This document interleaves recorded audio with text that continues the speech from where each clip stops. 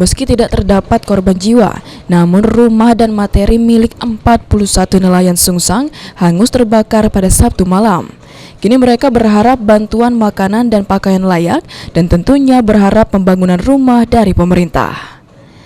Dari pengakuan warga Sungsang, jika peristiwa kebakaran hebat pernah terjadi pada tahun 1992 yang menghanguskan lebih dari 90 rumah nelayan. Kini di tahun 2022 kebakaran hebat kembali terjadi. Pemukiman yang sebelumnya dipadati oleh rumah-rumah nelayan, kini hanya tinggal puing-puingnya saja. Banyak warga yang kemudian datang melihat langsung bekas kebakaran hebat di Sabtu malam. Bupati Banyuasin Askolani kemudian langsung datang didampingi sejumlah kepala OPD untuk membantu masyarakat.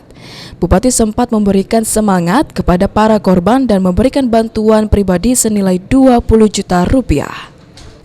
Tak hanya itu, Bupati juga memantau pelayanan kesehatan darurat bagi warga korban kebakaran, serta menyerahkan bantuan makanan cepat saji dan sembako. Terkait rekonstruksi rumah korban kebakaran, Bupati akan berusaha bersama-sama Gubernur Sumatera Selatan untuk mencarikan solusi pembangunan kembali permukiman nelayan Sungsang sehingga mereka dapat kembali memiliki tempat tinggal. Juga pemerintah daerah nanti kita koordinasikan dengan Pak Gubernur, dengan Kementerian Sosial maupun dengan Kementerian PU.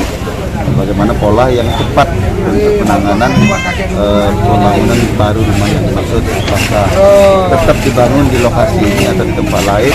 Nah, ini akan kita diskusikan dan akan kita musyawarahkan dengan masyarakat yang terjadi kebakaran. Penting karena ini penduduk sangat padat, namun memang untuk pemadam kebakaran seperti kendaraan roda 4 sangat tidak memungkinkan untuk masuk ke menjangkau sini. Tapi dari BNPB ada pemadam kebakaran yang dari laut apung, namanya kebakaran apung, itu yang semalam dilakukan.